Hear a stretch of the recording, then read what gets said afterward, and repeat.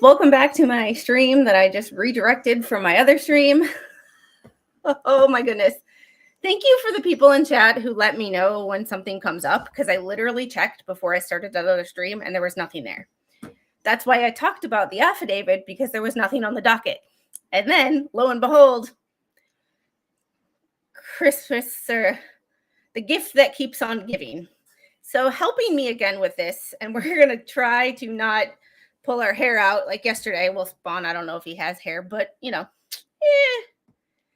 Oh, yes, he did. How are you? Like, this is my thing. He wants. Please don't. Please. How is this possible? I beg of you, please don't. How is this possible? What? Like, he wants attorney's fees, but he's pro bono. I do not get it. I don't either. I mean, I know I don't speak Swahili, and I definitely don't speak any foreign languages when I actually been saying this. He is pro bono, so how can he be entitled to freaking attorney fees? That's what I don't get. And they're indigent, so they're not paying anyway. Well, they're going to lose everything, so they may as well sell the property and you know. And I don't know. Patrick, thanks for getting this off. Started with a $10 super chat. Breaking news: Bubbles uses the blue bucket again. BBB has created the Bubbles Rules of Civil Procedure Rule ID 10T. Must file motions when judge says not to.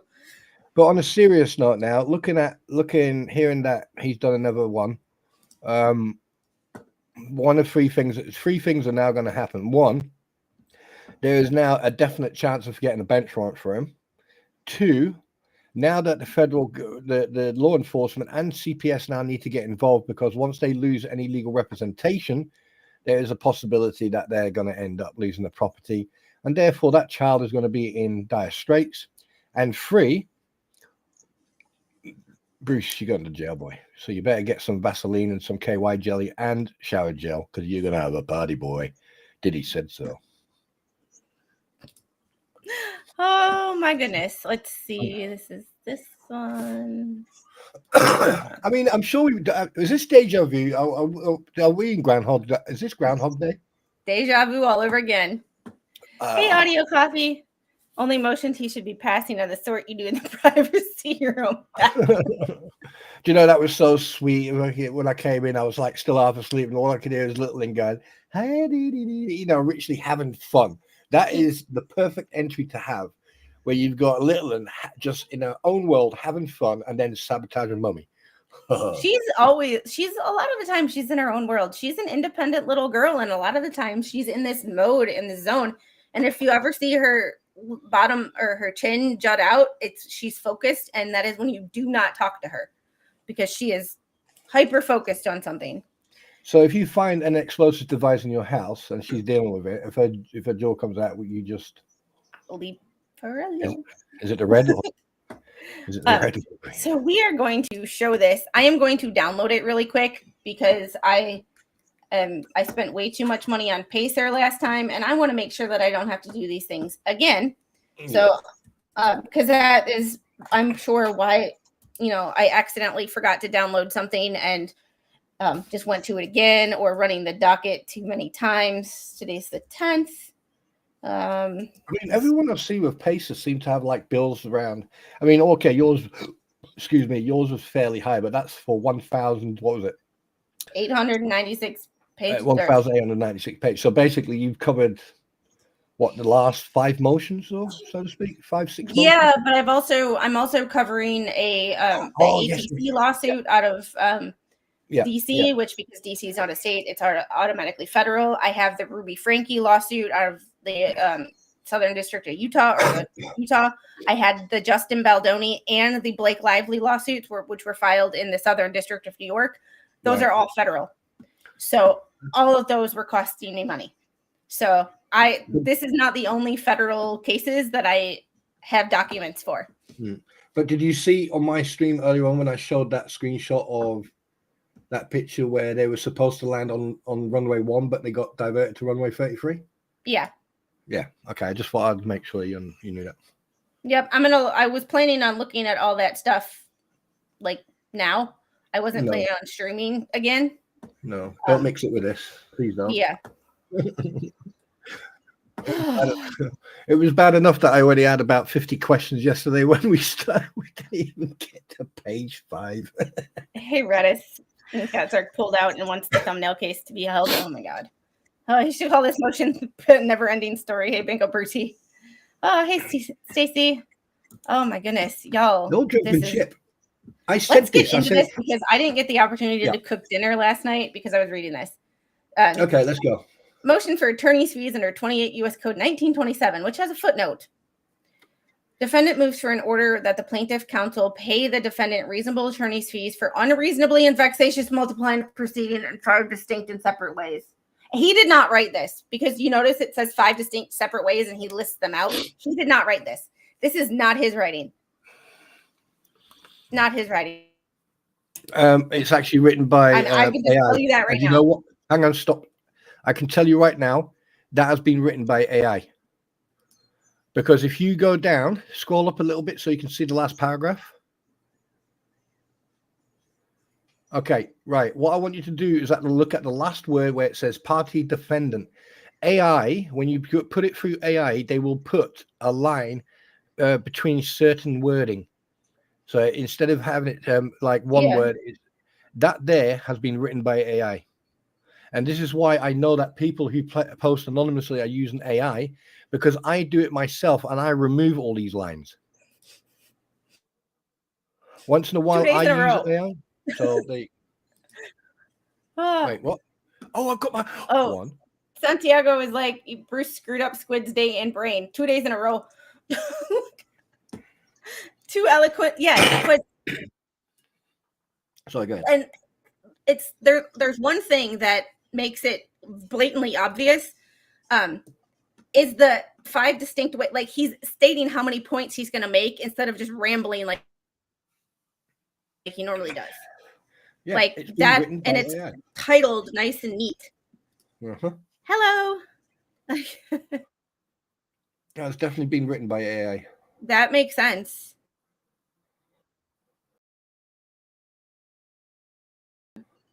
One, noticing and taking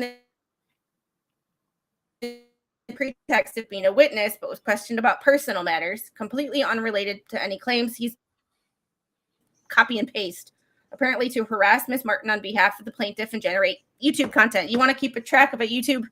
We have 14 pages. Well, we had 45 last night. Yeah.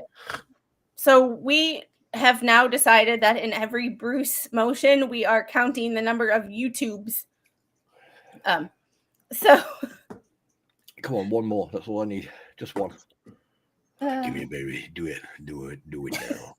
Yes. Slug, you gotta be good though, okay? Wait, what?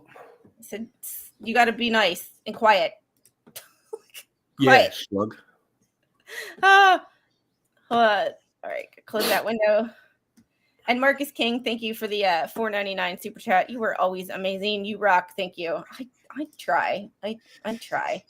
And Chris as well. Chris Shalene, I hope I pronounced that last name right. $10. Thank you for the $10 super chat. The judge can't get his order out because Bubbles keeps tripping over himself. The judge said no more motions. BBB just guaranteed another sanction.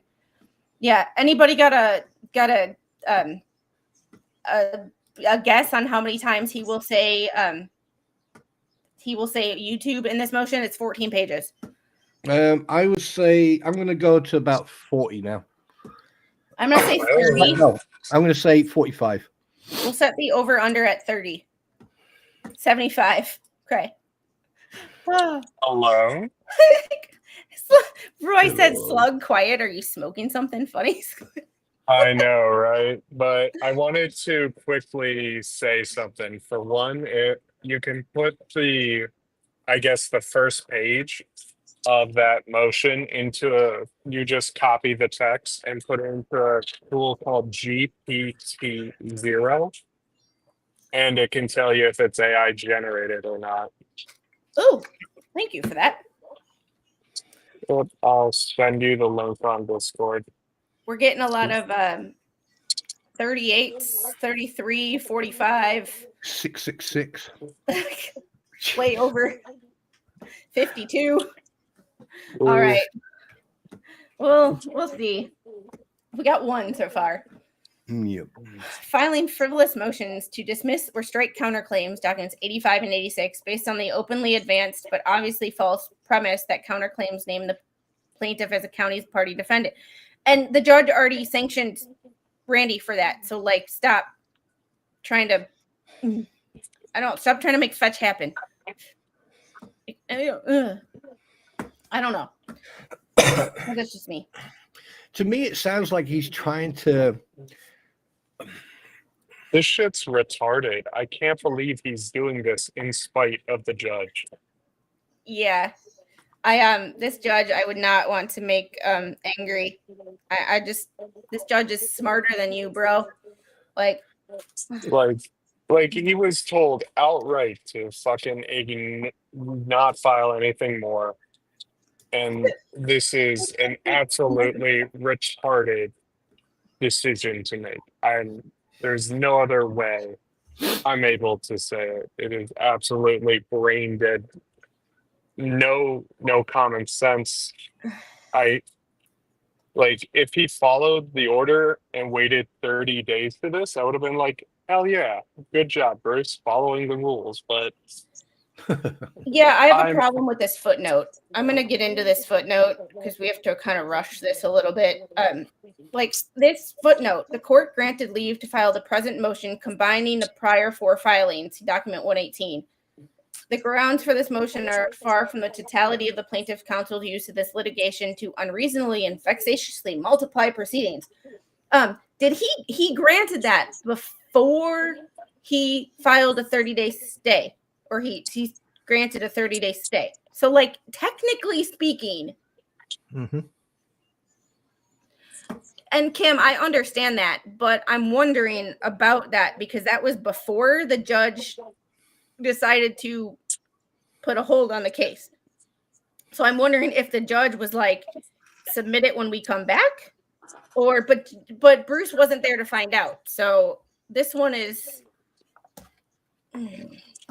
My opinion of this whole thing now, looking at this one page, Bruce, make sure you take enough shower gel, make sure you get someone to put some money on your account, because whilst you're in prison, it's going to be difficult. I genuinely don't think he's going to prison. Well, we'll find out. It's a federal civil case. Things went over the judge's head. Like, did we all not get the memo of the article that I read about the judge? The judge was a law professor, and 4 years he was named Professor of the Year. He was he was a law clerk for a district judge. Like, this man is smart. This man is qualified. I mean, this is not somebody you want. This is not something that you can get something over on him. He is not paying attention to the outside stuff because that's not his job. However, when it comes to filings, you're not going to get anything past this man. This is so stupid. I can't believe this. And I see people being like, "Oh, he was given the ability to refile this," but I want to see if that applies to the league because the judge literally said, "Don't fucking file shit." Both of y'all. And he said, the only time you file is if it's an emergency. But we're digressing from the actual fact that he did not turn up for the sanctions hearing. Right? Yeah, he admitted to that. Yeah. And basically now he's trying to use excuses. And as far as I'm concerned, the sanctions and losing his proactive advice and possible his law license is nothing compared to what's going to happen, because at the end of the day, he, instead of actually explaining in detail with receipts and factual proof, which he hadn't done, it's like, if I say to you the moon is populated, you have to believe that. That's what I'm starting to see here, is basically people can say what they bloody well like, and you have to take their word for it, which, and here we are again, a day later, yet another motion from him. Yeah, it's just, I just can't, like, sometimes less, if you ever heard the phrase less is more, like, sometimes not saying anything is the best, like, thing you can do. Silence can be louder than a gunshot. Oh my goodness. Especially with this stuff. Like, the guy has made his entire, like, it doesn't matter what was said before the leave, because outright, everyone was told to basically fuck off, don't whine, don't bother me. Yeah. And he told Bruce outright, file your show cause motion and take a break. Roy, I put the links for my Venmo, PayPal, and Cash App and stuff in the description of the video, so y'all could grab them from there. Okay, we're gonna get back into this because this is gonna give me a damn migraine. 3, falsely accusing defendant's counsel of fabricating quotations from legal authority, as well as other misrepresentations in the plaintiff's opposition to the defendant's recent 12B1 motion. I swear, if I hear 12B1 motion one more damn time. Get me my 12B1. Failing to pay half the cost of the court reporter for the December 19th, 2024 deposition of the plaintiff as ordered by the court, then attempting to extort the undersigned by threatening a motion for sanctions unless the undersigned paid him for half the cost of the transcript he had purchased. That is part and parcel of his responsibility. Both counsels have to. Oh my God, I can't. I'm sorry, but this is. Sorry, go ahead. We'll get there. Garrett, say B1 one more time. This is absolutely odd behavior. No, yeah, that's an understatement. This is not odd. This is someone. I wonder if the judge can order a psych eval, because there is something that's not right. Like, I'm not diagnosing. I don't know what it is, but there is something that is just not right. There's just something. I don't think the judge can do that unless it's like an extreme thing, like any like violent action. You know what I mean? Yep. Like 28 U.S. Code 1927 provides any attorney or other person admitted to conduct cases in any court in the U.S. or any territory thereof, who so multiplies the proceedings in any case unreasonably and vexatiously, may be required by the court to satisfy personally the excess costs, expenses, and attorney's fees. You don't have any attorney's fees. Reasonably incurred because of such conduct. Under the plain language of the statute, 3 factors must be present in order to justify an imposition of sanctions. An attorney must engage in unreasonable and vexatious conduct. Such unreasonable and vexatious conduct must multiply the proceedings, and the amount of sanction cannot exceed the cost occasioned by this objectionable conduct. He's already been sanctioned. Like, do you know that what he's doing? Sorry to interject here. What he's doing after reading yesterday's and looking at this, what he's done, he's actually put it in smarter words today. But he's doing exactly that. He's repeating exactly what he did yesterday, but only in a different context, in a different sort. He's like reshaping it. He's molding it. Well, Tammy,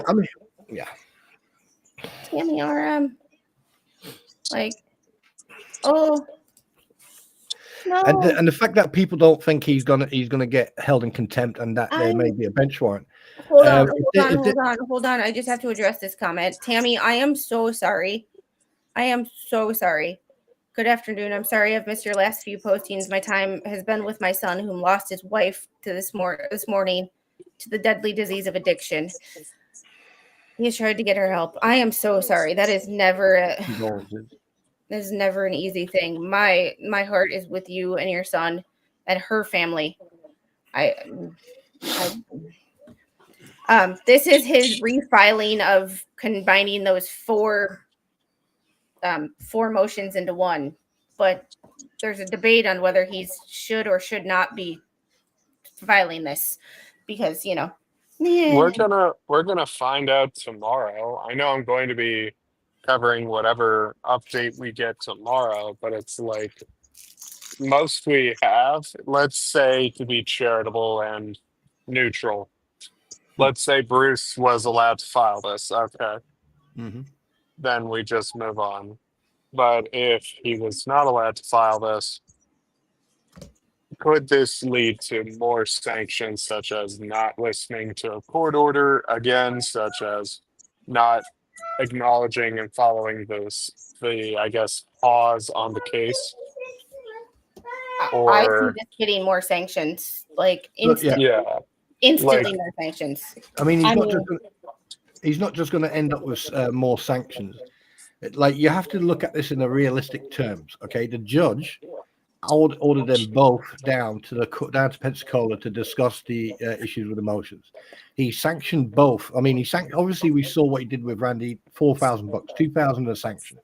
He would have probably done the same with Bruce, and probably slapped Bruce a little bit with a couple of more, whatever. But that's by and by. We have to look at this in a realistic point of view. One, we're not lawyers, so we can't really know exactly what's going to happen. But one thing I do know is that he's definitely going to get hit with the original sanction. There's a possibility there's going to be more sanctions put on top of that. There's definitely going to be a removal of his PROAC VC. The fact that he's already put in a motion stating that he's withdrawn from the case, and that his clients who are pro bono have fired him, all this is that. I mean, like, if the judge holds him in contempt, there is a possibility, there's a 50-50 chance he's going to end up with a bench warrant. Well, Diane, he submitted this crap already. He thinks the judge can't understand. No, this technically, the judge told him to file all 4 of those motions into one, and basically refile it. So the motion itself is not. We knew this motion was coming. I was just under the impression that it had to be from the 30, with the 30-day, it's the docket. I genuinely believe he's playing like a game of chicken with a judge. Now, do I believe he's going to get jail time for all these motions and whatever sanctions? Hell no. I think he'll get like a shit ton of financial damage. Well, not damage, sanctions, sorry. Wanted to correct that. Tom brings up a really good point. This is the docket that never ends. It's like lamb chops players. This is that song that never ends. Yeah. The thing is, though, Slug, if this judge doesn't pound the shit out of him for his behavior and what he's been doing, then he's given a precedent to every other lawyer who is as unprofessional as Bruce is. And I get that, but I'm thinking kind of rationally here, because so am I. But and that's why I like the two of you, because you're both rational. Yeah, I'm thinking in a different way than me. Yeah, but I'm thinking from a perspective of a someone who doesn't live in the United States, who doesn't deal with the American law system and stuff like that. I'm coming from an observational point of view. So from the weird land of the British. Easy. I'm holding salt in my hand. I still remember the first time that I was on a stream with the both of you, and you asked. I'm gonna call the retirement home nurse spawn. I'm gonna get the retirement people to get you. Okay, I'm about to mute you both so I can continue to read. Yeah, let's continue. Oh my goodness.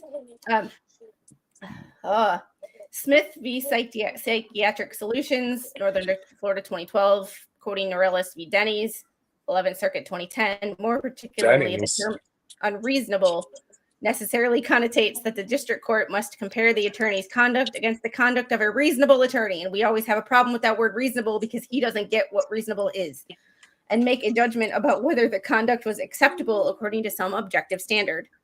The term vexatiously similarly requires an evaluation of the attorney's objective conduct. Oh my goodness.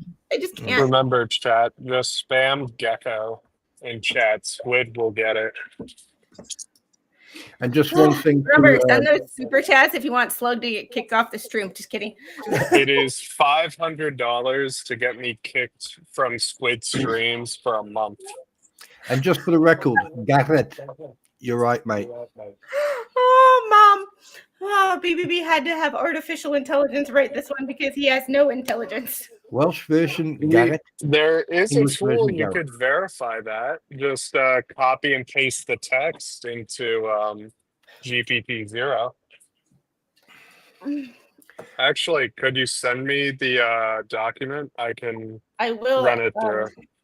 Yeah, because the thing is, Slug, if you look between 1239 and 40, that line, that's the second line now I have seen that specifically. Who's got the echo? I have no idea. 1, 2, 3, 4. It might be me. Oh, wait a minute.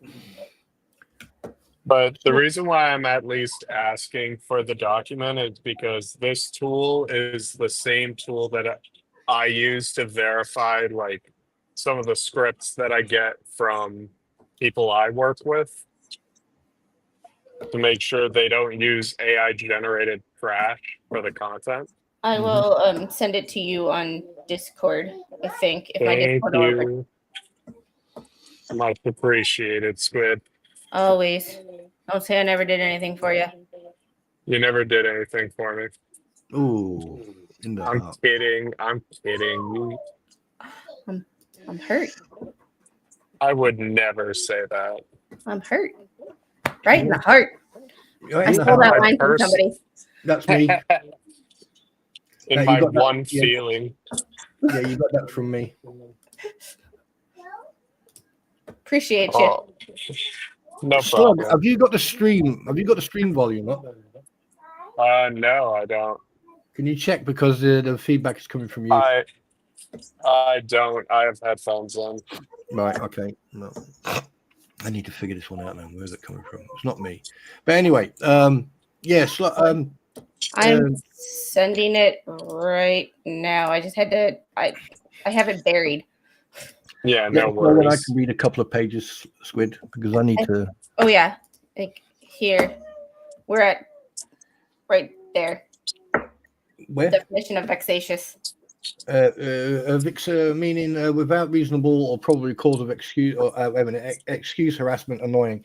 Although the attorney's objective conduct is the focus of the analysis, the attorney's subject state of mind is frequently an important piece of the calculus. This is where you need to be careful. State of mind, because a given act is more likely to fall outside the bounds of acceptable conduct and therefore to be, in bracket, unreasonable and vexatious. Is done with malice, purpose, or intent. Smith faces psychiatric solutions Inc. Well, you just opened the door for anyway. Yeah, think blah blah blah blah blah blah blah.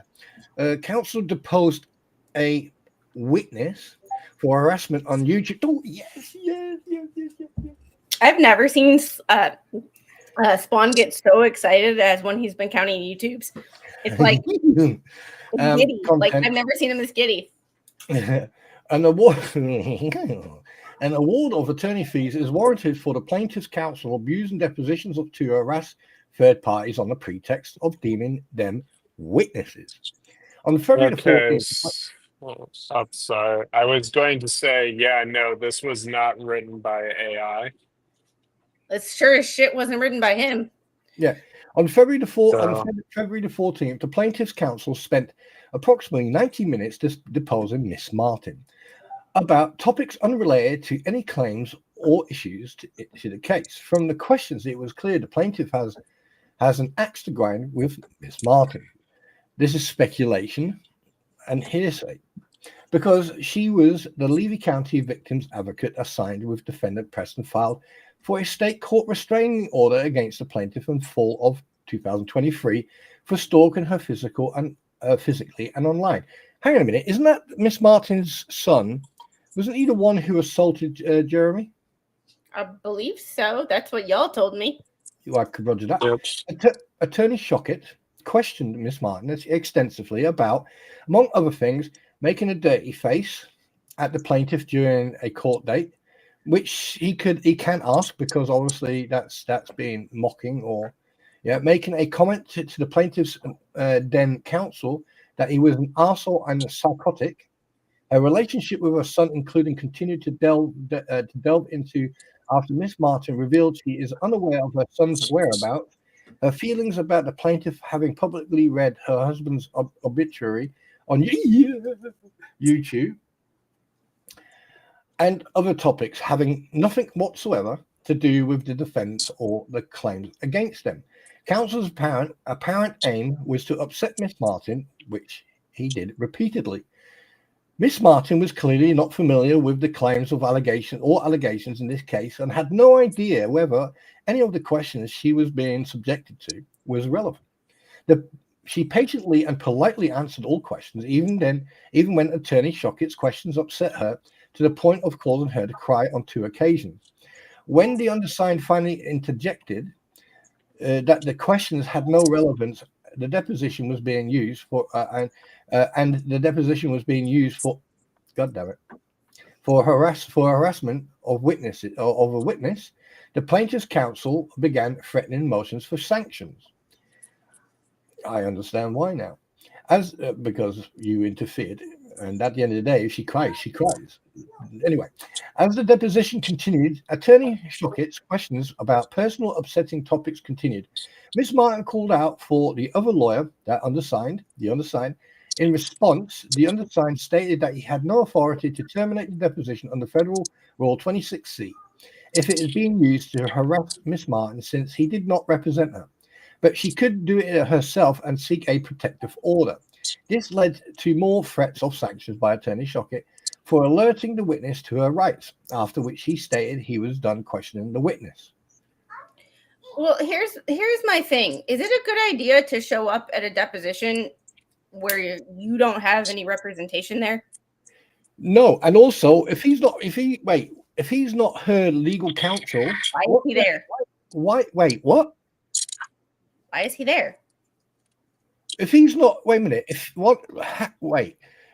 he's not her legal counsel, okay, one, why was he there? 2, why is he turning up with no legal representation? And 3, has it happened before where Silverman interfered in a deposition with I don't think so, because we would have heard about it. No. Scott, you're not understanding what I'm saying.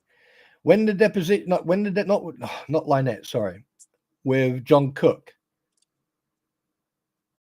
Because if you can remember, John Cook was not represented either. And the thing is, Silverman was there and he interfered in that deposition, considering he was not their legal counsel. He was not his legal counsel. She's kicking the desk in the wall and turning us around. Get him. Little one, activate your sleeper agent programming. Shush. Emphasis on sleep. She's a good agent. She is a good agent, and you know this. Right. Both sides are allowed to be there. They just can't interfere. That makes sense. It's just why I personally would never go to a deposition, and maybe I'm just paranoid, but I would never go to a place where I'm being deposed without a lawyer of my own. Me too, baby squid. I would never get involved in court stuff. Yeah, I have to concur. I totally agree with what Baby Squid just said. Yeah, Baby Squid has been giving the best takes all night. Yeah. Always. Mm-hmm. She's the smartest one in the room, don't you know? Yeah. Yeah, well, easy. Yeah, she's taller than you, Squid. She will be. Yeah. No, but she already is. But that's for me, with the utmost respect to you two, but for me, my opinion is that paragraph, that page there is a blame game. It's like handbags at 10 paces, ladies. That's the way it comes across to me. I just view it as like I just view this as dumb and counterproductive. Because this is going to fuck him over more than he wants it to fuck Jeremy over. Mm-hmm. Okay, she was good until you got here. It's your fault. I didn't do anything. I am innocent. I blame King Paco. I'm getting sick and tired of hearing this is BBB, everyone's lawyer who has hate or have Jeremy syndrome in this case. Wait, what? I'm getting sick and tired of hearing. Can you clarify that? I want to make sure that I'm understanding you before I. because I'm getting sick and tired of hearing this is BBB's not everybody's lawyer. And it's not about hate. It's about understanding the fact that there's a difference between professionalism and unprofessionalism and conduct.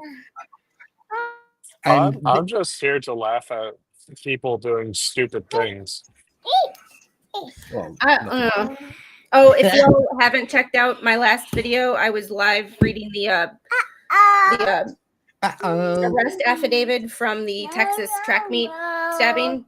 But I did my hater of the week segment before that. So there's the second hater of the week is Lori G, and she says some pretty interesting things about Jeremy in that. So check out the first 5 minutes of my stream from prior to this. I feel like if I were to do a hater of the week for my stuff, it would just be consistently Squid, Megan, Georgie, Spawn, all of them saying fish are real. And I'm out here telling the gospel truth of fish are not real. They're a government conspiracy. They were built in the 1950s to spy on the communists and the water people. Slug? Yes. Have you drank your energy drink yet? I have not had a single energy drink all day today. Well, would you please have one because you're talking crap? I'm sorry, fish are not real, Spawn, and you know this. All right, perpetrating a conspiracy. I'm joking. That we're being racially profiled. No, but seriously, going back to what this is saying, and also what that person said. This is not hate. This is, I mean, for someone who's not American to see this type of behavior from a lawyer is, you know, I mean, I'm looking forward for him to get sanctioned because this is unprofessional behavior. Yeah, I'm sorry. I mean, at the end of the day, no matter what you guys say, everyone has an opinion, may it be right or wrong. You know, there are people who are understanding the law, and then there are people who don't know the differences between the laws and everything. But this here, excuse me, am I able to get a sandwich with 3 patties with no sauce? No sauce. Can you mute yourself? Can you mute yourself? Frankie's first. His baby squid asking for a puppy. I'm pretty sure I heard I want a puppy. Let's see what she says. I heard to her that dad. too. It is very true. It's like this. It's this bit that gets me. Is that he, like the last paragraph, as the deposition continued, you know, Attorney Socket questioned about personal upsetting as topics continue. Now, that can be anything. But when you, I mean, from what I understand in deposition, you can ask leading questions. Yep. As far as I'm aware. You know, and if she gets upset and starts crying, or, you know, he gets upset and starts, you know, raising his voice or whatever, okay, people are going to be emotional. But the fact that, no, except for me, because I don't have emotions. But the best part is, at the end of the day, she got fired. Okay, thank you. Thank you for clarifying. Like you said, Bubbles conducted himself unprofessionally and thinking he's their lawyer for these witnesses in the case. Yeah, good. That's a good point. Thank you for clarifying. I just I wanted to make sure before I commented on it that I understood what you were saying. I just hate that he's repeating the same things in each filing in the court and wasting their time. Yes. Yes. Yeah. Like, sorry. Look, let me ask you a question like a question from a Welshman to an Americanese. Okay. Partial. Okay. Let me ask you a question. If me and you were sitting in court, opposition counsel, or we were both dealing with a court case, and we saw this type of motion, would you accept this motion? Would you accept these 2 motions that have come in the last 24 hours, or would you question them? I am not a lawyer, nor am I educated enough to it, but I'd look at you and be like, British. Oh, Welsh, mate. I'm Welsh. I know, that's why I said British. Anyway, no, but what I'm saying is that he is trying to circumvent his responsibilities and his unprofessional neglect that he has caused over the last couple of months. And what he's trying to do is garlic butter. Excuse me? Hey, I'm at a place and they have garlic butter. I'm gonna mute you. I'm gonna read some more of this so we can get through it. If there was relevant topics of questioning, the examination would not have suddenly ended once the witness realized she could stop it for harassment. If the undersigned had sat silently, the deposition would have gone to the maximum length of 7 hours. Based on the following email, the boldface is in the original. My thing is too, like, the judge has access to this transcript, and Bruce has brought it up multiple times before. I'm pretty sure the judge took a look at it. And since he didn't say anything in any motions, or in any orders, I'm pretty sure this is not David. It feels like throwing shit at a wall, hoping it turns into fine gold paint. Oh my God, this is bonkers. With the suggestion his wife quit her job, plus taking the money out of his account, he's 100% already on a plane to Armenia permanently. I mean, that is pure speculation. However, if any inkling of that is true, could you imagine ruining your whole career over a case in a state you don't even live in? Like, I can't. Like, I could imagine it, but I wouldn't. Hold on a second. Yeah, I mean, at the end of the day, that's just speculation. And to be perfectly honest with you, what's he going to do in Armenia? Go back to the basketball team as a general manager? I mean, like,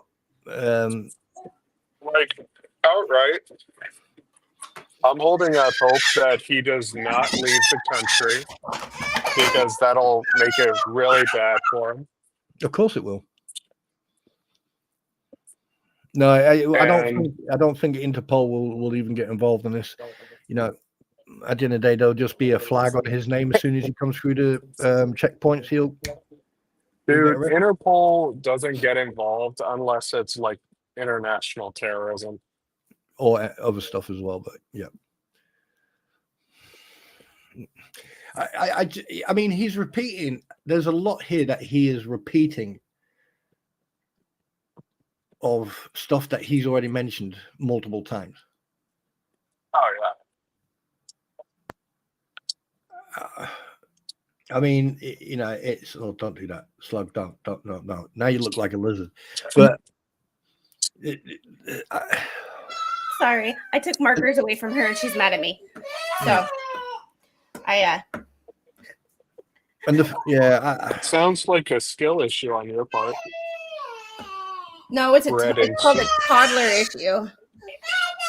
Like, hold on. She's big mad. Get her, baby squid. Kick her ass. Get the elderly. You got this.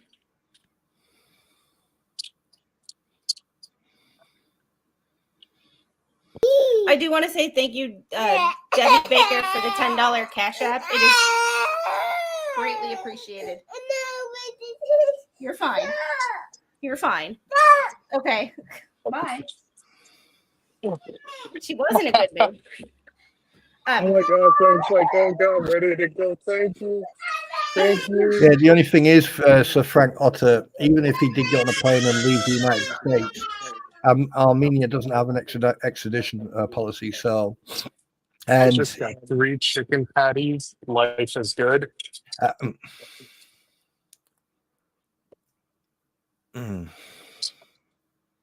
I can share if you want one. What he's doing is exactly the same thing he done in Connecticut.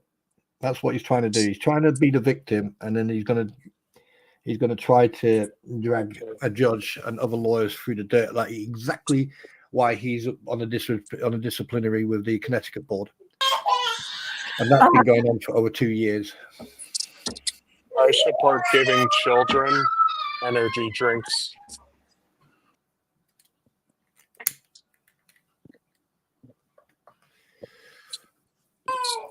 Her dad's home. All right, let's finish this. Yeah. They're clean. Dad's home. So she went with Daddy. All right. I better get the baby. This is crap. She is mad because I took markers away from her. Give her lipstick so she can draw on the walls. Oh, right. Okay. All right, Otto. No problem. No, I mean, even if he did come back, regardless, if there was an arrest, it would be red flag. As soon as he went through customs, it would come straight up. And thank you, Tammy, for the $10 super chat. Baby Squid Puppy Fund. Use any way you want. Use Squid for being a good mom. The world needs more mothers like you. I try. Involved only if so we are raising money to get Baby Squid a puppy. Got it. All right. This is the original email. I read it before. We've all read it before. It's all the other depositions that Randy wanted to take. Mm-hmm. The undersigned briefly cross-examined Miss Martin to see if she knew anything about the defamatory road signs underlying the plaintiff's claim in this case. She knew of them only via YouTube videos, which she was sent links for by others, in which the plaintiff published the signs to promote his storylines and justify this litigation to his followers. Nevertheless, Miss Martin's response was evidence relied on in the plaintiff's opposition to the defendant's 12B1 motion. Say 12B1 one more freaking time. To create the false appearance that her deposition had some valid purpose.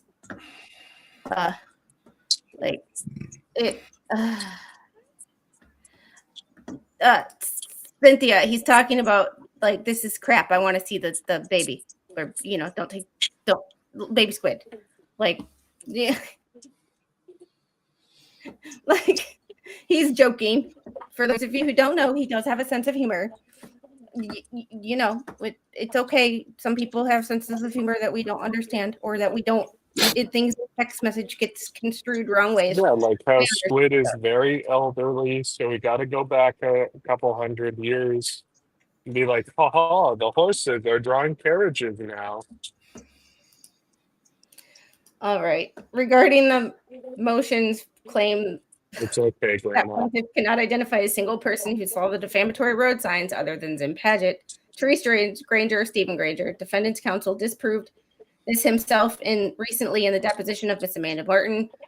Defendant Preston's court-appointed victims advocate, an employee of the 8th Judicial Circuit in the state of Florida, who testified that she saw the signs when social media posts and links to those defamatory signs were sent to her by 2 different people via email.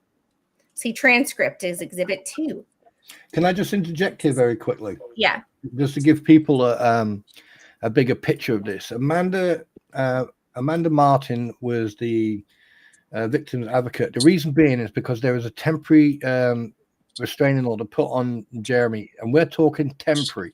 Apparently, these are up to 15 days and can be extended.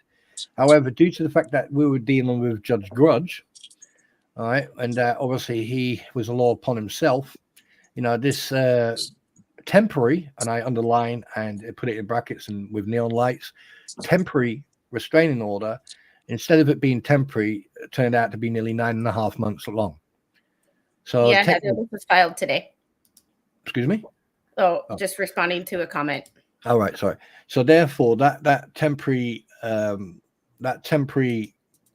restraining order on Jeremy that was given to Lynette Preston was actually a false flag, because at the end of the day, Amanda Martin did make comments, because if you watch one of the live streams where Jeremy and George are actually outside the court, you can actually hear him. I mean, obviously they edited the video because, for one reason or the other, but you can actually hear him just say, oh, did you just hear that? Did you hear what he just said?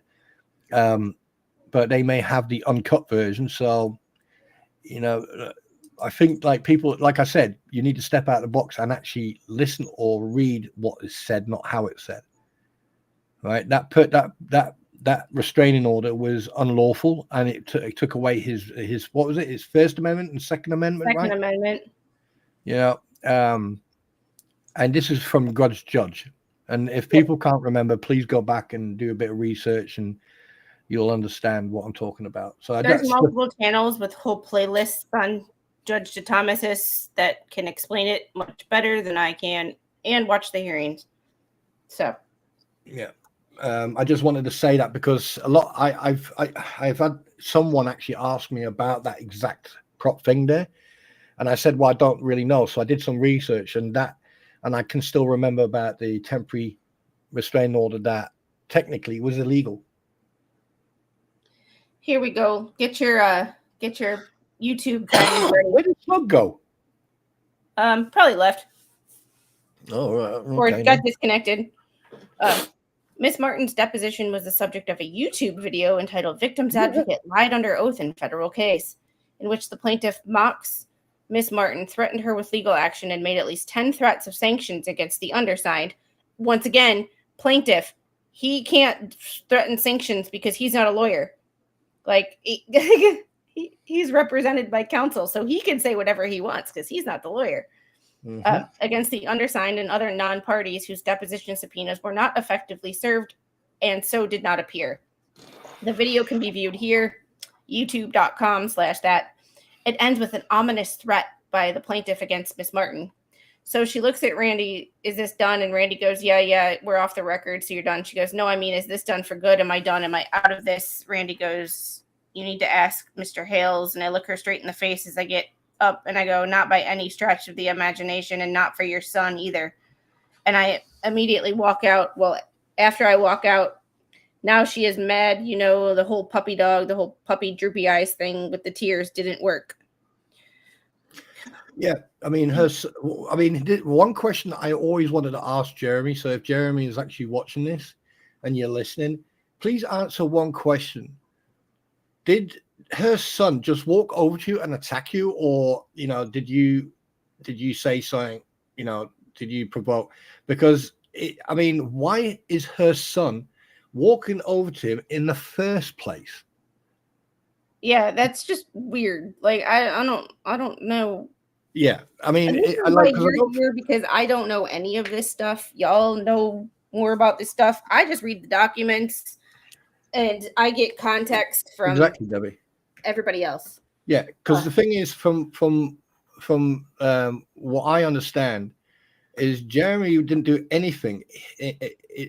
Like, that kid went over to him and attacked him, and Jeremy obviously stood up and did. He could have defended himself, but he decided not to, because obviously he's got this First and Second Amendment that have been approached. So, but yeah, do you want me to read the next part, or? Sure. Yeah. Just to give you a little break. Oh, you want me to start? Right, okay. This deposition of Miss Martin also generated extensive content on other YouTube channels profiting from the plaintiff's litigation storylines. See Exhibit A. The plaintiff's counsel deposition of Miss Martin unreasonably and multiplied proceedings to generate YouTube content warranting. Side note, if you're just now tuning in, just like yesterday, we're counting the amount of YouTubes, and every time Spawn hears the word YouTube or reads the word YouTube, he breaks out in this giggle like he's 10 years old. Warranted award of attorney fees. Now, before I carry on, here's the thing, though. When he deals with employment law, and if you go and do research on Bruce, right, this whole world, everything that's going on here is all new to him, right? But there's some parts of this litigation that is similar to employment law, fees, wages, and stuff like that. Right, Doc. How many YouTubes are we up to? I've got 7. Okay. Okay, Docs 85 and 86 were based on flagrantly false premise. An award of attorney's fees is warranted for the plaintiff's counsel filing motions to dismiss counterclaims based on the fabricated pretext he'd been named as a counterclaim defendant, which the court determined was sanctionable, Doc 128. The motions was hastily conceived, drafted, and filed to counter the negative for the plaintiff YouTube. YouTube coverage of the defendant's motions to leave to reply, Doc 83, to address misrepresentations contained in the plaintiff's 12B1 opposition. The motions were based on the made-up premise that the counterclaims seek to add and plaintiff's counsel as a party defendant. There were no authority cited holding that by mentioning the plaintiff's counsel in the counterclaim allegations, it means he is party dependent despite not being so designated. The motions were fabricated on a false pretext to order to file them when they did. It was an abuse of the court and the litigation. These frivolous motions multiplied proceedings because they required the defendants to file a response, Doc 90, and the court to read motions and response to issue a ruling.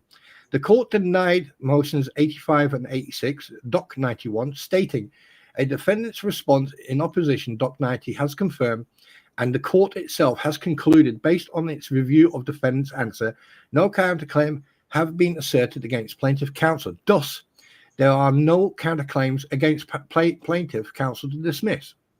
It is objectively unreasonable to fabricate false pretexts for filing motions to dismiss. Attorney fees are warranted because the motions unreasonably and fictitiously multiply proceedings. Okay. Yeah. Do you want me to carry on? I can read this part. Yeah, go for it. False accusations of fabricating quotation from legal authority and award of attorney's fees is warranted based on the plaintiff's counsel falsely accusing the undersigned of fabricating quotes from legal authority, necessitating a motion for leave to reply, and B, the court's ruling on document 84, and C, reply document 87. The false accusation is by itself grounds for imposing sanctions. C, Zhao Wei Catering and Linkage Inner Mongol. Yep, I'm just going to... Jacques Wei Catering and innermong.co, based at Innermong Yaxway Yang, USA. I know that's Zhao, but that's it. That's all I know. Zhao? Attorney Zhu. That I know a little like how to pronounce Chinese names, but that's it. Just a little. Attorney Zhu also admitted at the hearing on February 13th, 2018, that he wrongfully accused Attorney Marullo of fabricating evidence. The court finds that he should be sanctioned for this conduct under the court's inherent power to sanction parties for misconduct during litigation. See Chambers v. NASCO, 1991, holding that courts are invested with inherent power to impose sanctions for bad faith conduct, including attorney's fees when a party has acted in bad faith, vexatiously, wantonly, or for oppressive reasons. Quoting Alaska Pipeline Service v. Wilderness Society, 1985. Oh, they went way back for that one. Courts have found that falsely accusing opposing counsel of misconduct is sanctionable under Federal Rule of Civil Procedure 11.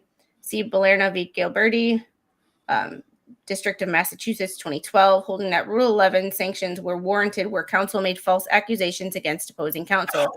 I've seen that before. But that's false accusations. I've seen that one. Sorry. I just noticed something. That McCarry races Geriatric Facilities of Cape Cod.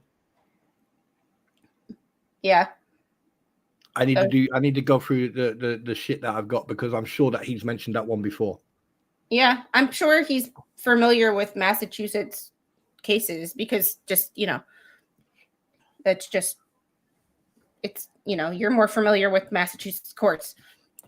Plaintiff's conduct in making false allegations against defense counsel and Ms. Morse in violation of Rule 11 of the Federal Rules of Civil Procedure. The false accusation was an attack on the integrity of the undersigned, complete with purposeful alteration of the cited excerpt from the defendant's memo to make it look like the false accusation was true. It necessitated a response, ensuring the court was not misled. The other misrepresentations also necessitated responses. The time expended to seek leave, prepare, and file reply warrants an order to pay attorney's fees, but you're not charging anything. So why would you? Oh, yeah. Oh, no. Oh, no. Yeah, it's a December 19th again. Oh, no, not again. I just can't. Just can't. Yeah, that's insane. Yeah, I mean, do you want me to counsel's face? Yeah. Would you like me to go through this or? Yeah, you can. Hudson River. Okay. Failure to pay half of December 19 cost of reporter and attempt to extort. Oh, God, not again. I fucking jumped the gun on this one. Anyway, the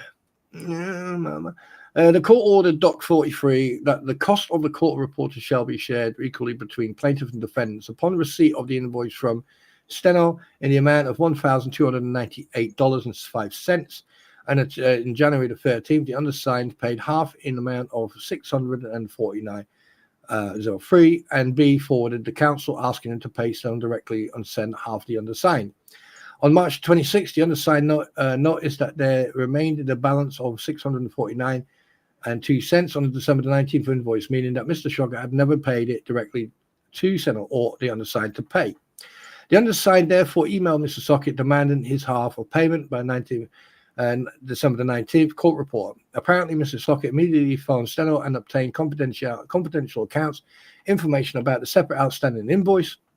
He outs himself right there. Separate outstanding invoices. They were invoiced separately, both for $12.98. Bruce seems to cease to imply, from what I understand, from what people have explained, and I could be completely wrong, but they were the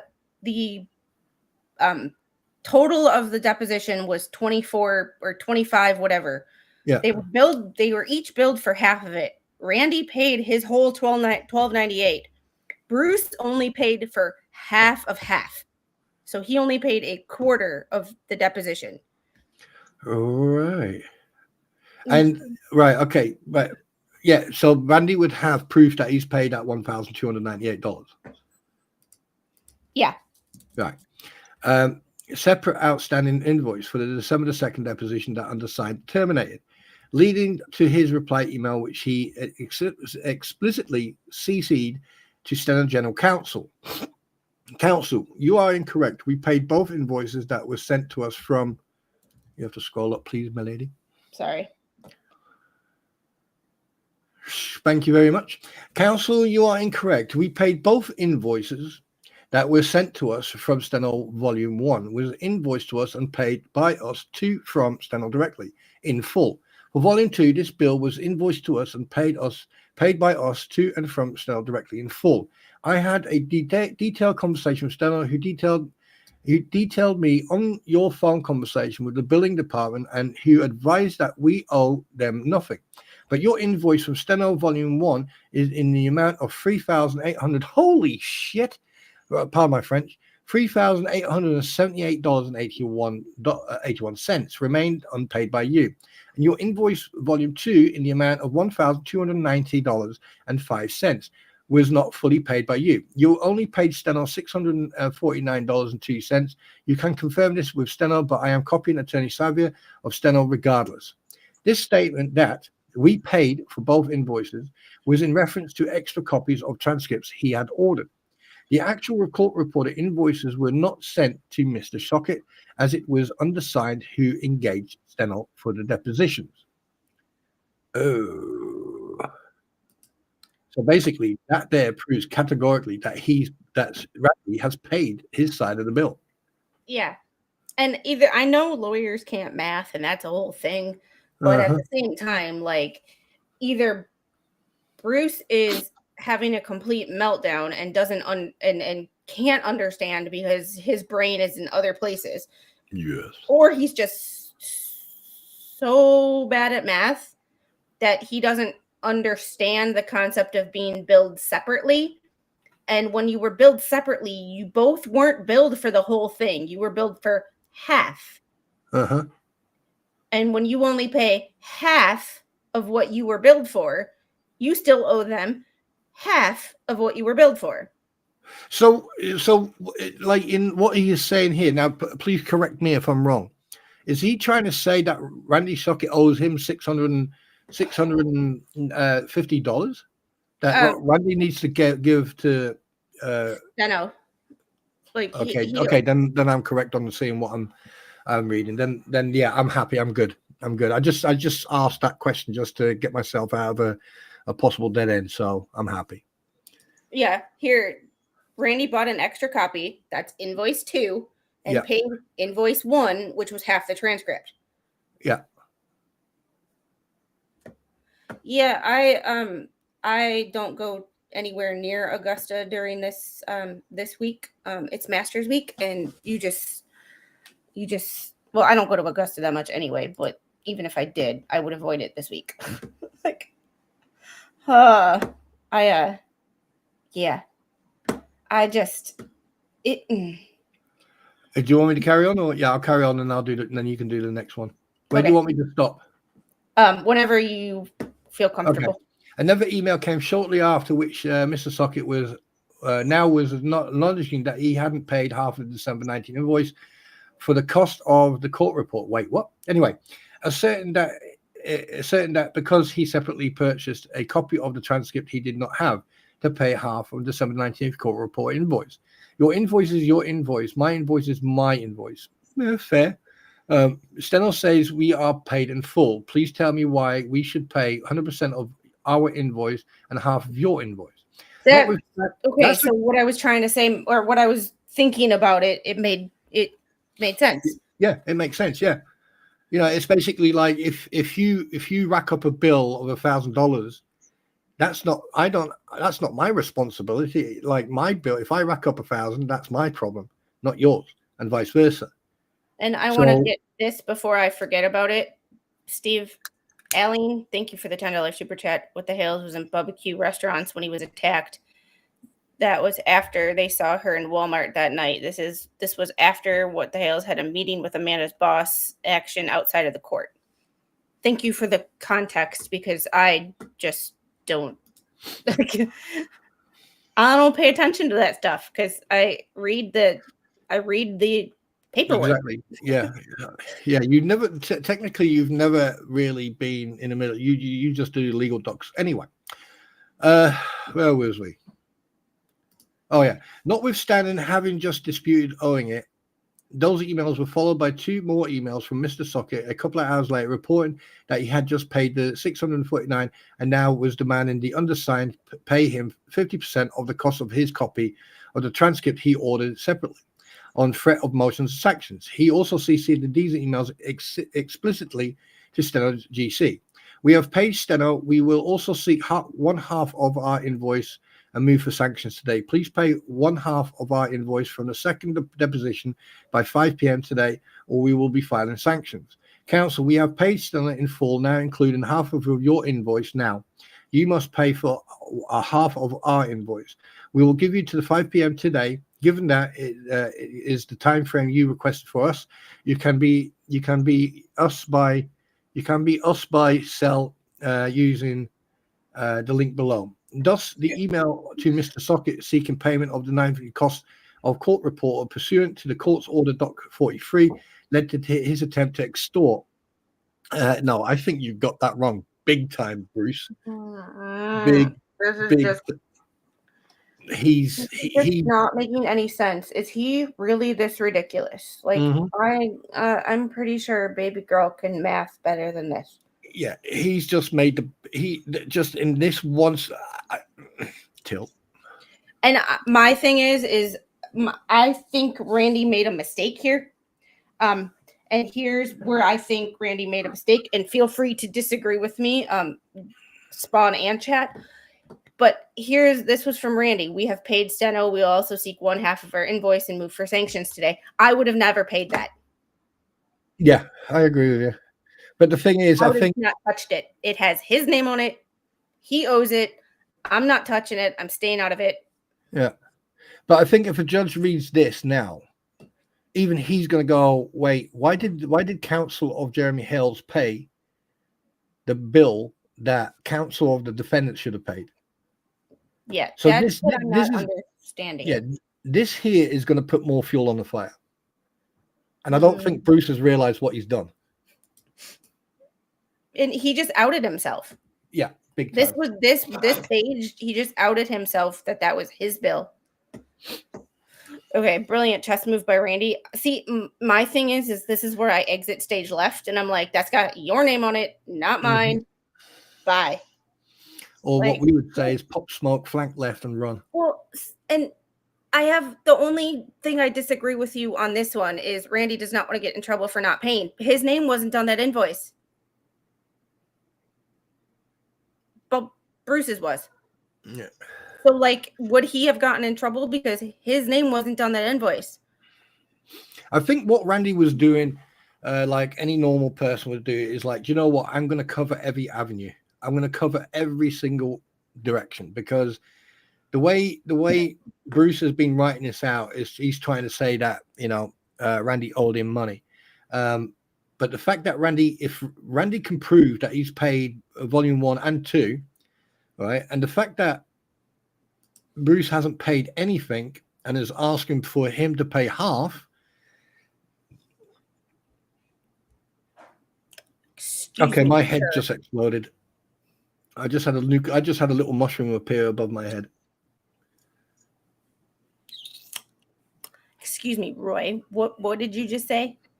Well, and this I know in order to split it, but the thing about it is Randy already paid his half, and there was still half of Bubbles' half, a quarter, if we're fractioning it out here. Let's go back to 3rd grade math and do fractions. There is still a quarter of the invoice that has Bubbles' name on it, which was a quarter of the original cost of the total cost. $12.98 went to Bruce. $12.98 went to Randy. Randy paid his $12.98. Bubbles, seemingly not realizing or not capable of understanding, I don't know which one, and I'm not about to guess because that involves me getting in his head, and I don't want to do that. It's a scary place. He only paid for half of the $12.98, not realizing or not understanding that was only half of the deposition. That was his part of the deposition. And now he's trying to tell the judge, well, he didn't pay his half. No, he did. He paid his entire $12.98, which was half of the deposition. You only paid half of the deposition. It's like and I understand. Okay, I kind of understand where y'all are coming from, where he's covering all bases. I mean, technically, sorry. But I just. Yeah, I mean, technically, what Randy could do is contact Steno and say, right, can you please print out an itemized billing with all parties on it, and then show who owes what, and then basically there you go, and that there will be the coup d'etat, so to speak, you know, because Mama, yep. I mean, anyone with any type of common sense will see that Bruce has extorted money out of Randy here, not the other way around. Yeah. And I just don't understand how some people just don't. Yeah. So Randy got the reporter, but they gave each. Okay. I feel like I need to write out a piece of paper. Like, okay. So I'm going to just do this for my own mental well-being. And so I stopped giving myself a migraine. So, okay, the deposition was about $2,600. We're just going to round up to the nearest dollar or the 5, because that way my brain just doesn't compute. So,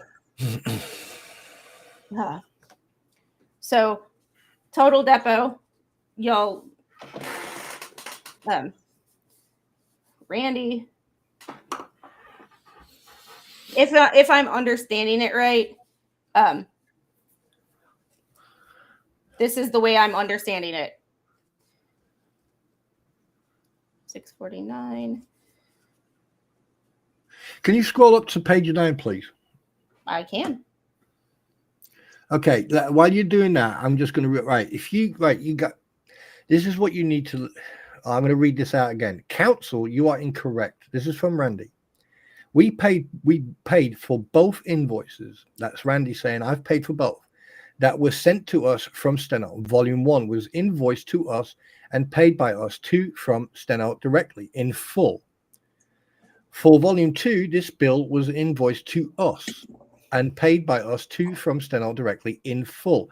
So basically, you're looking at, hang on a minute, you're looking at 3,000, let's round it up, 3,900, right, was paid in full. So that's paid. All right. I had detailed conversation with Steno, who detailed to me on your phone conversation with the billing department, and who advised that we owe them nothing. But your invoice from Steno Volume 1 in the amount of $3,900 remains unpaid by you. So basically, Bruce owes $3,900, right, that he hasn't paid yet. And your invoice for Volume 2, which is the copy of the transcript that was paid by Randy in full, right? The invoice Volume 2 in the amount of $1,290 was not fully paid by you. You only paid $649. So basically, what Bruce is trying to do, right? He is trying to get Randy to pay the rest of his bill that Randy's already paid. So instead of Randy's paid, right? Say for example, Randy's paid $1,290, right, for Volume 2 because he asked for a copy. And here's I have my little thing, but Kevin, so BBB is whining about his account with Steno with docs. I'm pretty sure Steno, when they're working with two lawyers for the same thing, it's not private information to say, hey, let your opposing counsel know he still owes. Yeah, because the thing is, Steno needs to explain. It's probably common for them to have lawyers that do this together, and they're like, So yeah, exactly. Right here, Cynthia, he's only paid.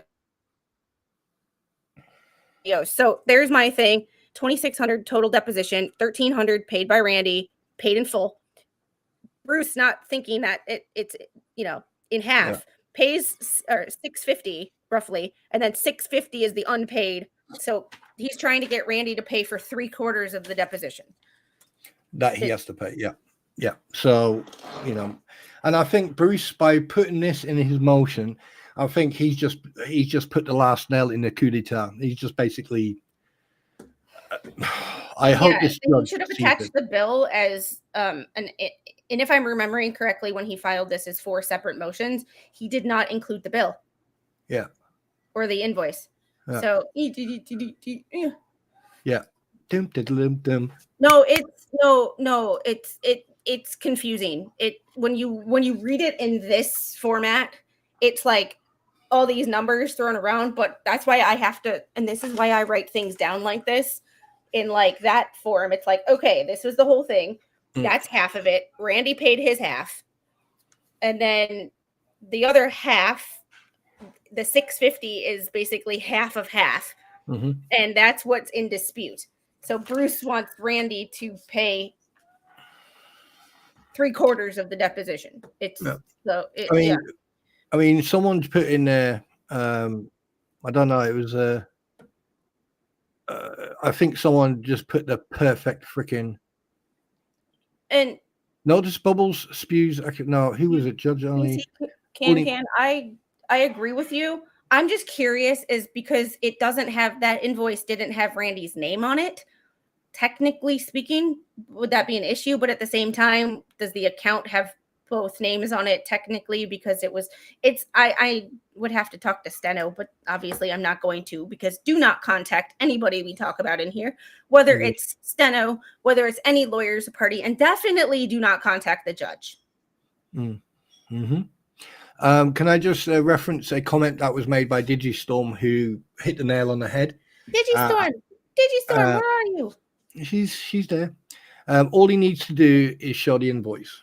That is that. I mean, you couldn't make that, and I think someone else mentioned that as well, but I can't find them now. But Digistorm still has the German alphabet.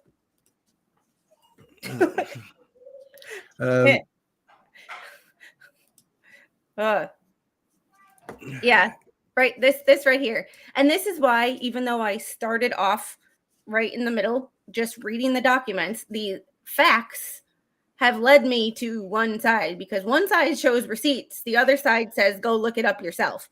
I tend to lean with the people who show me receipts because I like receipts. Mm-hmm. As you've noticed by all the crap I write down. I like receipts. Well, just for the record, birds of a feather flock together. Certain individuals haven't shown receipts from day one, and nor has he. I mean, it'll be very interesting to see the receipts for the personal security and everything else. There's a huge house fire in Malden right now, a multi-family house. I wonder if it's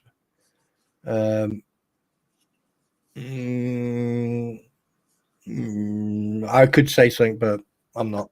I hope it's not. At the end of the day, I don't see anyone hurt. I hope it's not. I hope it's not. And I hate fire. Fire scares me more than anything. Like y'all fire scares me more than anything. I'm like, all right, let's. Yeah. No. Go back up. This was where we. Yeah. So yeah, Dusty email. Where was I? That's the email. Oh yeah. Thank you, Miss. Dusty email Mr. Socket seeking payment of the December 19th cost of the court report pursuant to the court's order Doc 43 led to his attempt to extort the undersigned, necessitating this motion and thus multiplying proceedings. The episode exemplifies the use of litigation by Mr. Socket to vex, harass, and create burden and expense out of artificial orchestrated side issues. Conclusion.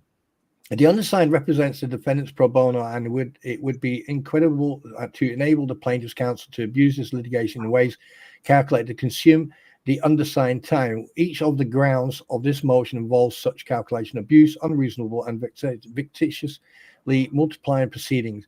Any attorney fees awarded can be used towards the cost of appointed retained counsel for the defendants. Right? Can I just say something?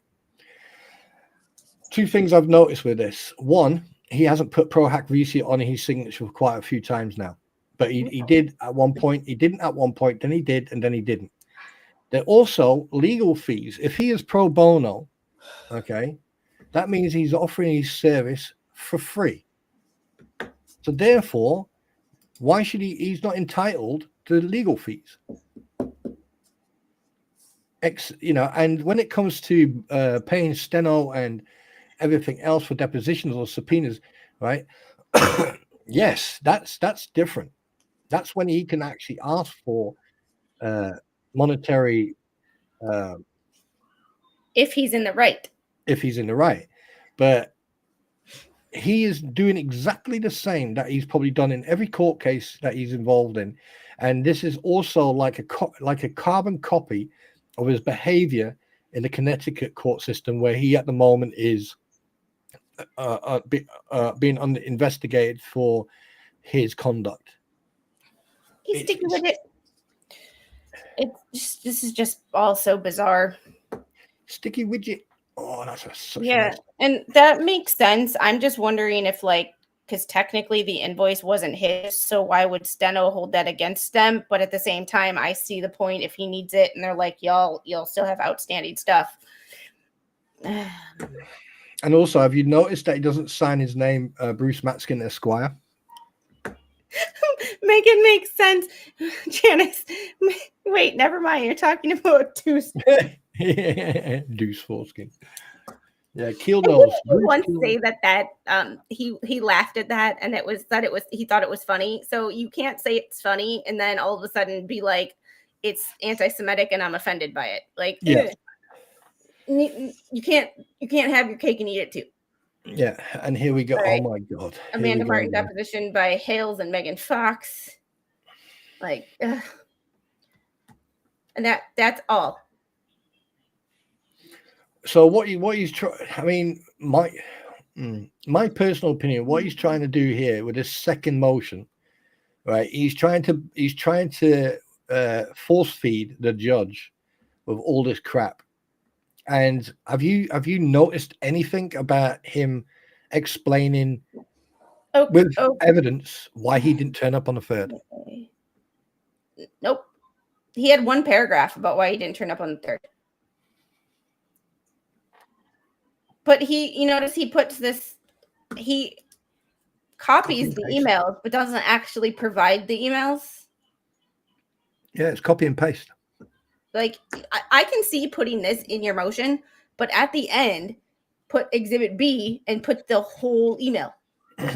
Just Yep. All right. On that note, we have to stop with that because oh my God.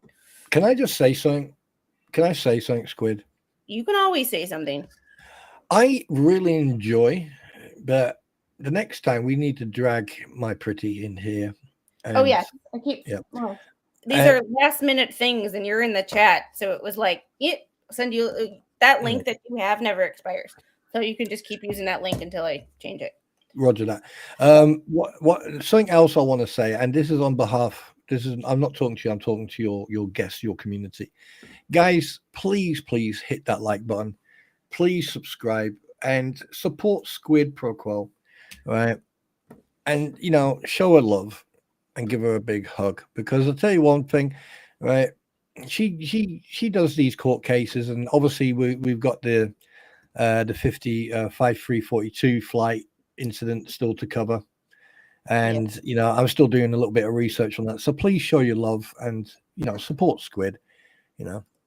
Those stormtrooper from Penrith South, but something in a garden of baby squid. And thank you for the £5. Yeah.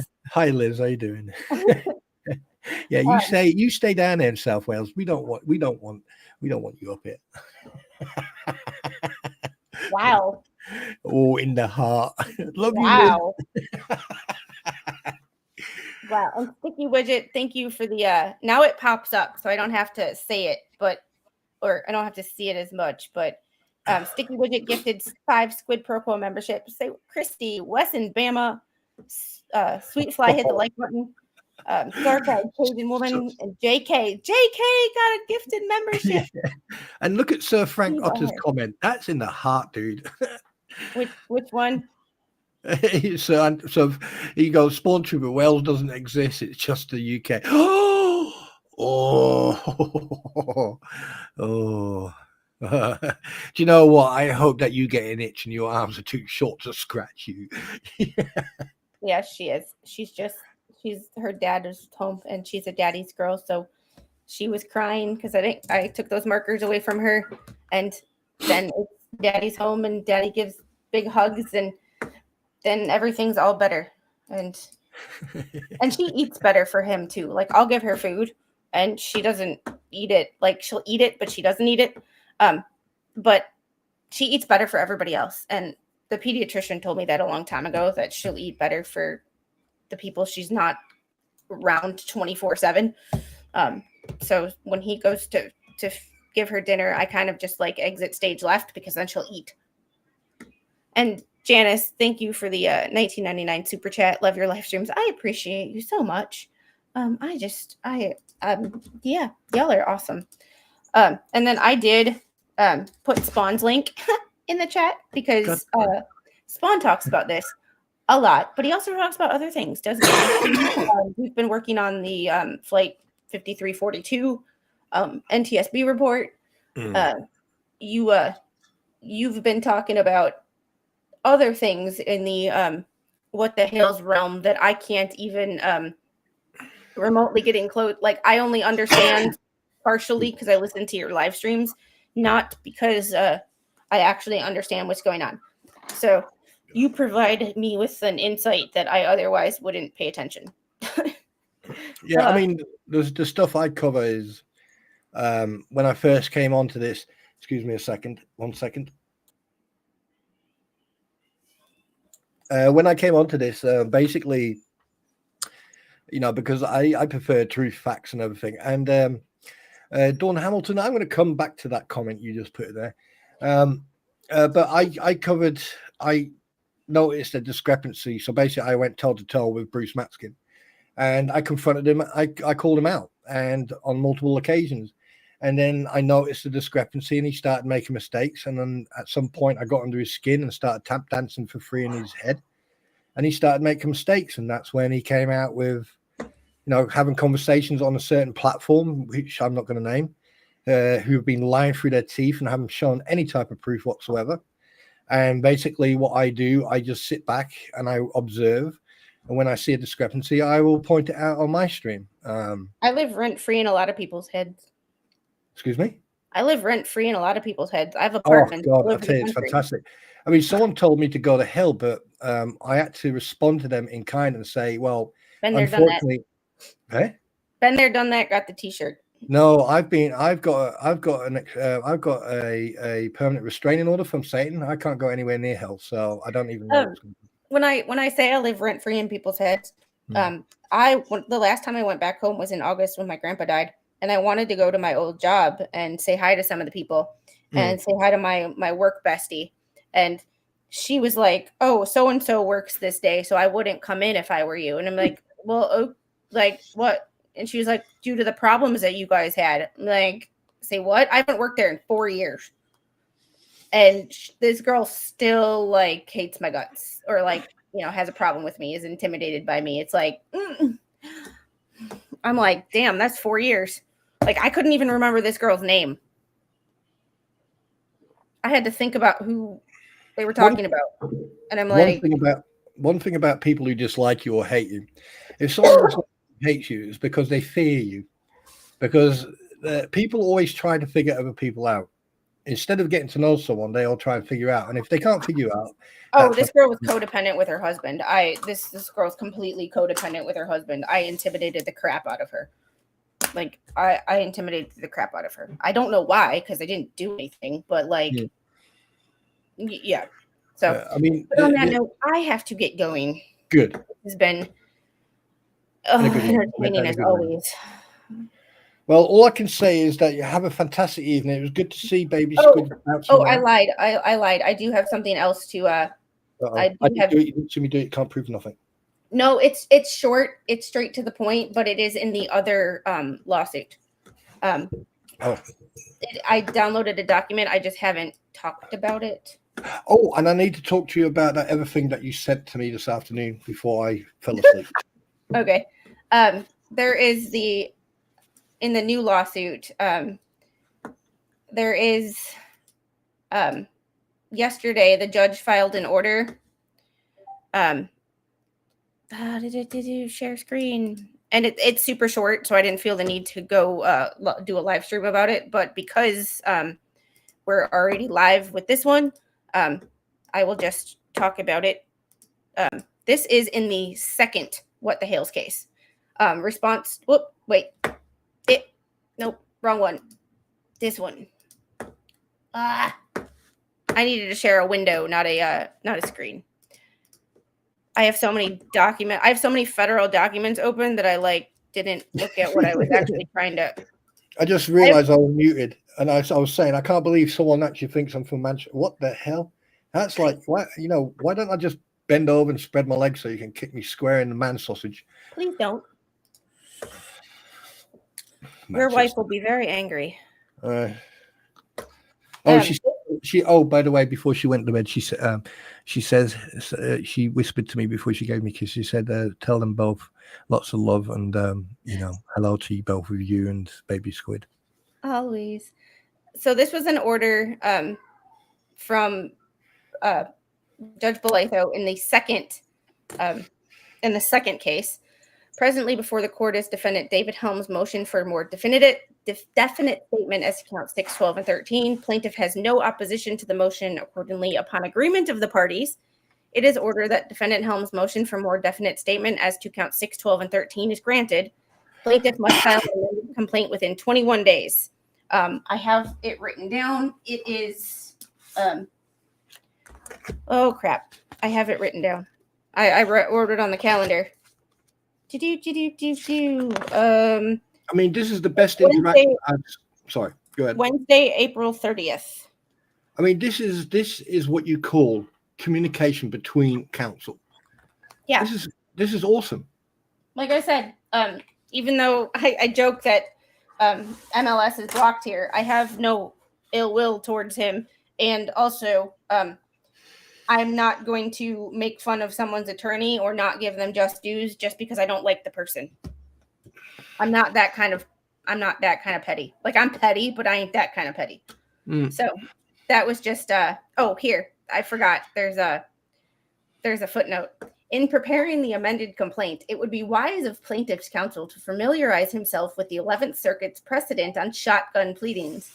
See Jackson v. Bank of America, 11th Circuit 2018, explaining that the 11th Circuit has condemned shotgun pleadings time and again and has repeatedly held that the district court retains the authority to dismiss a shotgun pleading on the basis alone. Sarhan versus Miami-Dade College, 11th Circuit 2020, discussing the characteristic of shotgun pleadings and stating that they violate Federal Rule of Civil Procedure 8's requirement that a complaint contain a short and plain statement of the claim, and courts in this circuit have little tolerance for shotgun pleadings. Relatedly, it would be wise of plaintiff's counsel to review the general rules of pleading set forth in Federal Rule Civil Procedure 8 with particular attention paid to 8A2 and D1. Footnote 2, the district judge has referred to this case to the fullest extent authorized by 28 U.S. Code 636b1. That means the undersigned will issue all orders on non-dispositive matters and recommendations regarding all dispositive matters in this case. Hi, you going to take a bath? Yeah. Oh, and I don't think she's here, but thank you to the person who provided the shower curtain and the shower curtain liner for Baby Squid's bathroom. We are doing her bathroom in mermaid theme. So we put that up today. So, yay. All right. Now I will. Yeah. I to be hi, Mama Squid, by the way. Here's my personal opinion, observation from seeing, being witness of all this. I really do think that Bruce, I think he needs to get himself legal advice and just shut the hell up. Because and someone put in the last comment of another video, the last video we did talking about Helms Lawyer, and I ended the stream and I did not catch the whole thing, but I believe he was Drexel School of Law 2012, summa cum laude. So he's a smart man, at least book smart. So yeah, he's been a lawyer for a while, and he graduated very high up in his class. So there's that. Got it. And it's the rundown on Christopher Gage. Yeah, and there's nothing wrong with sheep shagging, just so you know. Especially when there's electric fence or there's a cliff. What? And Christy, I don't know. Some people get one the whole stream, some people get none the whole stream, and then some people get like 10. I don't know what. It's completely random, and I have absolutely no idea why it happens. But I monetize my stream so that I can get a little bit of dollar for the work without having to rely on super chats, because I would rather take YouTube's money and not y'all's. Just that, and I'm bad at grifting, so that's why I monetize my streams. But I don't know what is up with. As of May 12th, they're changing the way in-stream ads are done. I don't know how. From what I understand, on Streamlabs, excuse me, you can set when ads happen. So you can set at what duration. So like if you're streaming 45 minutes, you can have one 1 minute or 2 30 seconds spread out. So yeah, I go through StreamYard, and I have not StreamYard, YouTube Studio, where I can choose when I monetize. It's like you can have YouTube insert them, or I can insert them manually, and I would be really, really bad at that. And so I have YouTube, but I do it conservative, and it's like some people get none, and then some people get blasted with them, and I really don't understand why. I don't really understand why. Well, I just want to, before you close down, I just want to say thank you to Sir Frank Otter and other people, especially Garrett, or as we say in Wales, Garrett. I just want to say thank you very much, everyone, for taking the piss out of me. I really do appreciate it. I like the banter.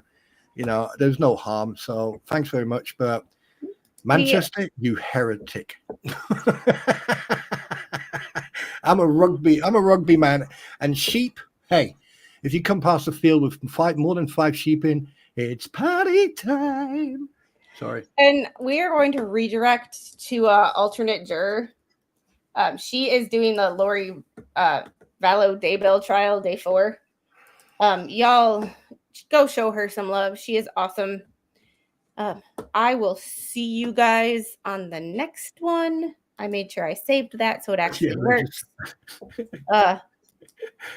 Yeah, as are fine. Squid gets a small amount to help pay for file, and she thank you. Bad thing is BBB is pissing off the judge. It's going to make the second case harder. Judge Tolerance isn't going to me as a potted plant. He already doesn't want to deal with BBB, and they've maybe 9 more lawyers. Yeah, that's why I call him Judge Triffid. If you look up the Day of the Triffids, you'll understand why I mean with that, because he's gonna be stinging like that. You're gonna go. Excuse me. I see, and the thing, Sir Frank Otter, I have YouTube Premium, so that way when I'm streaming a trial, I don't get ads, especially when I'm doing a replay. But so I don't know. I never get ads on anybody's, which is quite nice. I mean, I hate giving YouTube money, but at the same time, like, that's the best $14 a month I spend. So on that happy note, yes, hit the like button before you leave. We are trying to get to like, share, subscribe. We are trying to get to 4K. We are at like 36.97, 36. We keep going up between 37.02 and 36.95. I keep bouncing back and forth. Like, I had 2 rage Twitter today, so go on, hit that subscribe button, hit that thumbs up, right? Support the beautiful, ex-Navy, but hey, who cares? Squid Pro Crawl, come on. I know, that's my WTF line right there. Like, WP? What? Yeah, it's like WTF. What the? Okay, I'll shut my mouth now. Y'all go tell alternate juror that I said hi. She is awesome. She is knowledgeable, and if you ever want to watch a trial, she is one of the top people to do it with. If you ever go to Wales, that's where you should go. Y'all have a great day, and I will see you guys on the next middle one. Of Wales, that is. Bye. Bye. I'll wait after, and then we'll have a quick chat. Just okay.